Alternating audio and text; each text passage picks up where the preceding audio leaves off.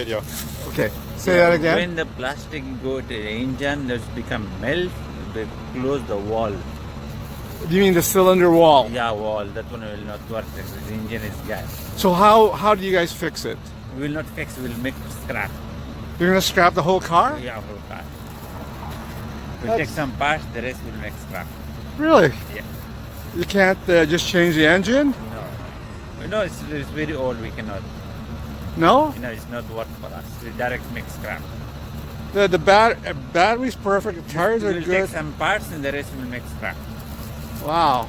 Okay. There's no other way to do this. Not fixable. No, it's not fixed. Not worth it. Not work. Even if you guys. What's your name? My name is Zayed Afridi. Zayed Afridi. How do you spell that? Zahid. Zayed Afridi. Afridi.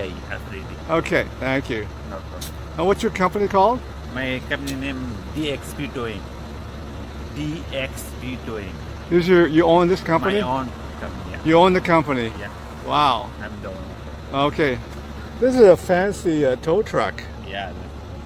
Okay, so If this one Toyota Corolla 2005 is worth, if you change the engine, you can sell. You can make some money.